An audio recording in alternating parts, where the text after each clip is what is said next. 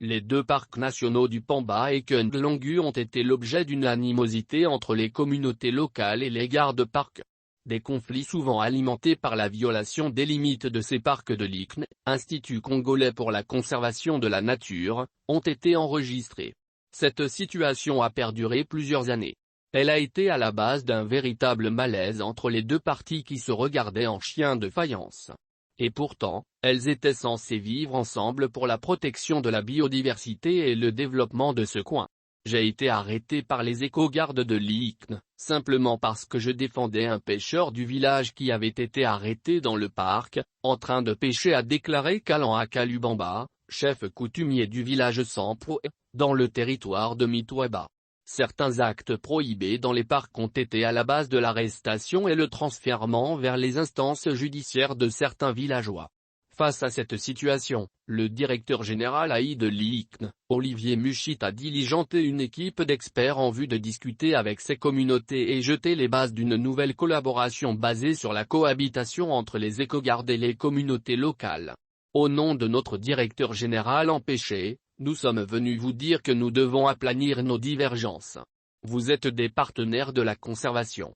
Nous conservons pour vous et nous ne pouvons pas le faire seuls, sans vous, s'est adressé aux communautés de Kalora, le directeur provincial de l'ICN Katanga, M. Ambayo. Pour l'ICN, on ne peut jamais construire un développement durable sans la paix.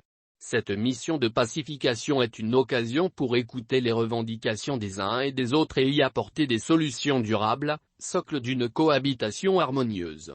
Nous faisons de la conservation pour l'homme. Les populations riveraines de nos aires protégées jouent un rôle important dans cette conservation.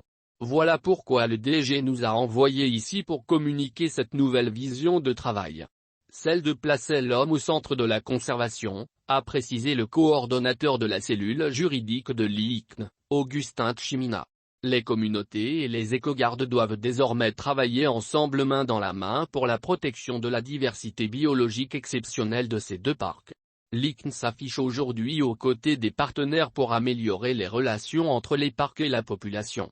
L'ICN attend de ces communautés le pardon et la franche collaboration sans lesquelles aucun développement ne sera possible, a déclaré Arthur Kalonji, cadre à l'ICN. Pour le chef du groupement Balomoto, l'Institut congolais pour la conservation de la nature devra fournir beaucoup d'efforts pour s'imprégner des réalités des populations de ce territoire qui vivent dans une misère indescriptible. Le chef Lufon a répondant aux questions d'un journaliste. Au nom de tous les chefs de ce territoire, nous sommes très contents de votre visite, car cela n'arrive pas souvent. A déclaré le chef Lufon. Le territoire de Mituaba est un coin où il y a toujours eu des problèmes d'insécurité. Le parc qui est censé être le grand partenaire ne nous venait pas au secours.